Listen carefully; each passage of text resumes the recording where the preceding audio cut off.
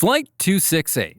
On February 20th, 2005, British Airways Flight 268 took off from Los Angeles International Airport at around 9:24 p.m., heading for London Heathrow. The flight was packed, with 352 passengers and 18 crew members on board, and everything seemed normal at first. Shortly after takeoff, at around 300 feet, the number 2 engine had a compressor surge, causing flames to burst out. The crew quickly shut it down. Normally, you'd expect the plane to turn back to LAX, and air traffic control even deleted the original flight plan. But after talking with the airline's dispatcher, the pilots chose to continue on to London. The reason being that the Boeing 747 could safely fly with 3 engines, and it helped avoid dumping 70 tons of fuel and dealing with delays from an unscheduled landing. So, they decided to keep going, sticking to all the rules. As they reached the US East Coast, things still looked fine, and they chose to cross the Atlantic. But stronger than expected headwinds burned more fuel than planned, raising doubts about reaching London. To stay safe, the captain declared an emergency and diverted to Manchester,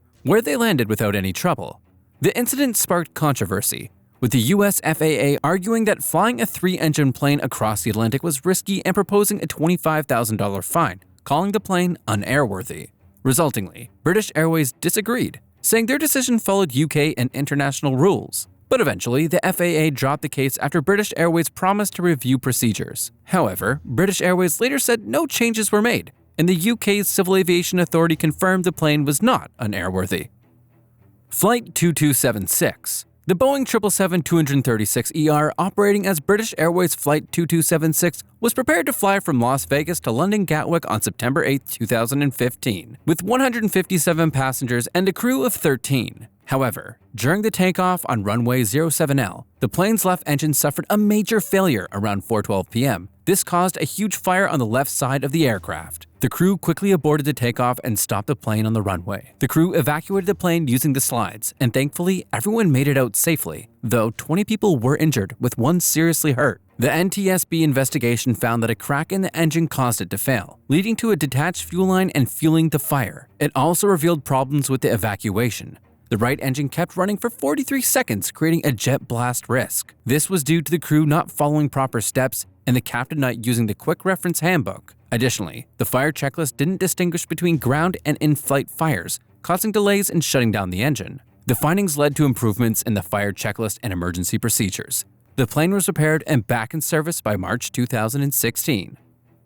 Flight 5390. On June 10, 1990, British Airways Flight 5390 took off from Birmingham Airport in England, heading to Malaga, Spain. The flight had 81 passengers and 6 crew members on board, including Captain Tim Lancaster and First Officer Alistair Atchison. This route was a favorite for British travelers looking to enjoy the sunny weather of southern Spain. Just 13 minutes into the flight, as the plane climbed to 17,300 feet over Didcot, Oxfordshire, disaster struck. The left cockpit windscreen on the captain's side suddenly blew out due to explosive decompression. The intense force pulled Captain Lancaster out of his seat and partially out of the plane, leaving only his legs inside. At that moment, flight attendant Nigel Ogden happened to be entering the cockpit. Acting on pure instinct, he grabbed Lancaster's legs and held on tightly, preventing him from being fully sucked out of the plane. Despite freezing temperatures and powerful winds over 250 miles per hour, Ogden, with help from other crew members, managed to hold on to Lancaster for nearly 20 minutes. Meanwhile, First Officer Atchison stayed calm under pressure,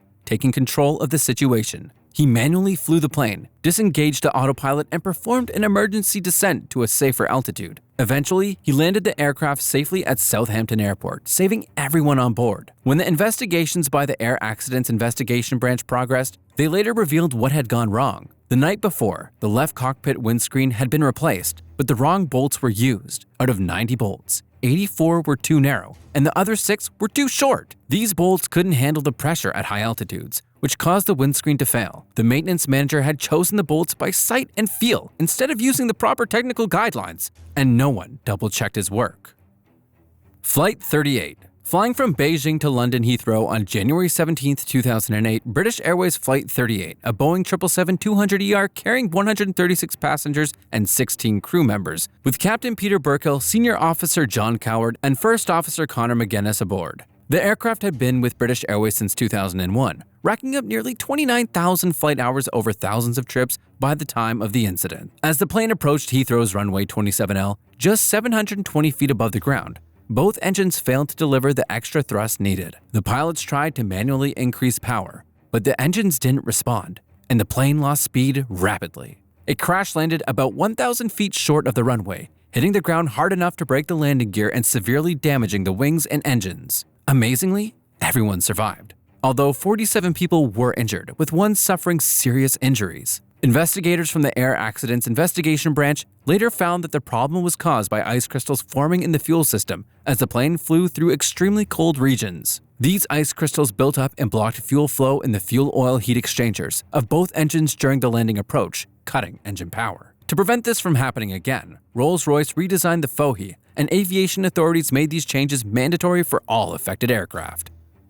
Flight 28M. On August 22, 1985, British Air's Tour Flight 28M, a Boeing 737, was set to fly from Manchester to Corfu with 131 passengers and 6 crew members. During takeoff on Manchester's runway 24, around 6:13 UTC, a loud noise was heard as the plane reached 125 knots. The captain immediately stopped the plane, thinking it was a tire burst or a bird strike. However, it turned out the left engine had failed, sending debris that punctured a fuel tank access panel. This caused a fuel leak, which quickly ignited and created a severe fire on the left side of the aircraft. The fire spread fast, filling the cabin with thick smoke. Despite the crew's efforts to evacuate the passengers, the fire and smoke led to 55 fatalities, most from smoke inhalation. When investigated, the Air Accidents Investigation Branch found the engine failure was caused by an incorrectly repaired combustor, which led to debris damaging the fuel tank access panel and sparking the fire. They revealed issues like the vulnerability of fuel tank panels, lack of firefighting equipment, and hazardous materials in the cabin that made smoke inhalation worse. The incident also resulted in much criticism of the British Civil Aviation Authority for not enforcing stricter safety rules beforehand, stressing the need for better oversight. Flight 2069. On its journey to Nairobi, Kenya, British Airways Flight 2069 took off from London Gatwick Airport on December 29, 2000, carrying 379 passengers and 19 crew members. About 6 hours into the flight over Sudan, a passenger named Paul Mukanyi, who was mentally distressed, broke into the cockpit. He grabbed the control yoke, disconnected the autopilot, and caused the plane to suddenly pitch up and stall.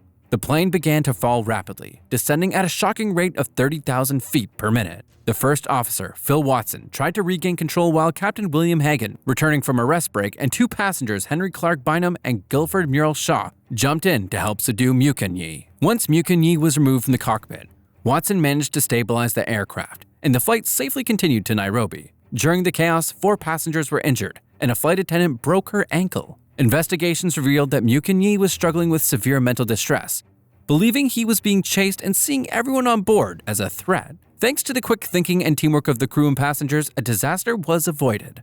Captain Hagan, First Officer Watson, and Richard Webb received the Polaris Award for their bravery in 2001, and Captain Hagan was also honored with the Radar People of the Year Award.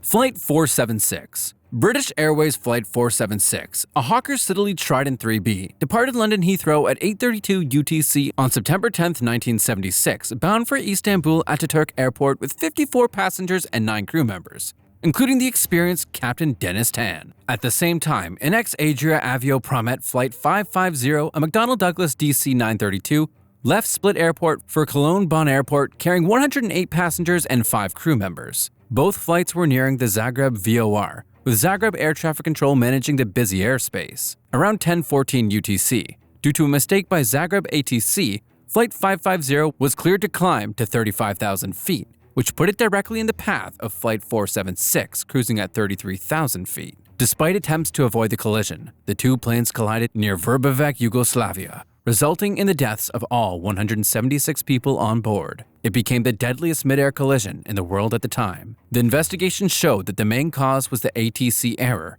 made worse by outdated radar equipment and controllers being overwhelmed by their workload.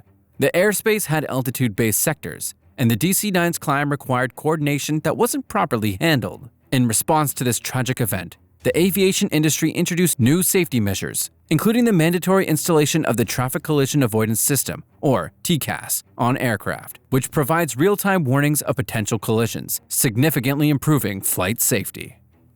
Flight 009. On June 24, 1982, British Airways Flight 009, also called Speedbird 9, was flying from London to Auckland, making stops along the way in places like Bombay, Kuala Lumpur, Perth, and Melbourne. The plane was a Boeing 747-236B named City of Edinburgh.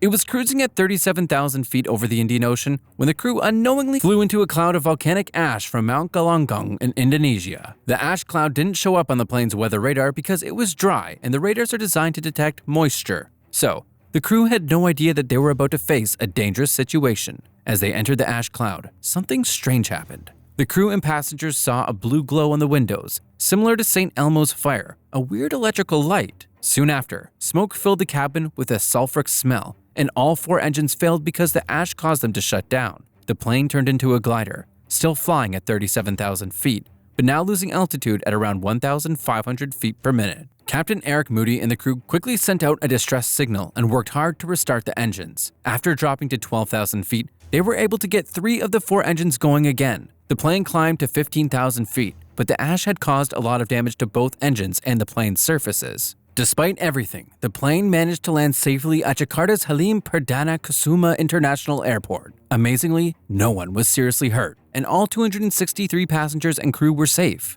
As a result, new systems were put in place to monitor volcanic activity, leading to the creation of volcanic ash advisory centers. Flight 149. Heading to Kuala Lumpur with scheduled stops in Kuwait City and Chennai, British Airways Flight 149 departed London Heathrow aboard the Boeing 747-136, City of Leeds on August 1, 1990. What no one knew at the time was that as the flight approached Kuwait, Iraqi forces were about to invade the country. Despite the rising conflict, the plane landed at Kuwait International Airport around 4:13 a.m. on August 2, 1990. Not long after the plane landed, Iraqi troops took control of the airport and everyone on board, passenger and crew, was detained. The aircraft was later destroyed while it was on the ground. The people on board were held hostage for several months, with many facing abuse and being used as human shields in Iraq and Kuwait. The trauma they experienced had lasting physical and emotional effects. Investigation into the incident revealed that the British government had been warned about the invasion before the flight landed. Documents released in 2021 showed that British ambassador in Kuwait had informed the Foreign and Commonwealth Office about the invasion around midnight GMT on August 2nd, while Flight 149 was still in the air. However, this crucial information wasn't passed on to British Airways, so the flight continued on to Kuwait. On July 2024, passengers and crew from Flight 149 filed a legal case against the UK government and British Airways, claiming they were negligent for letting the flight land despite the risks. The UK government, however, says the responsibility for what happened lies entirely with the Iraqi government.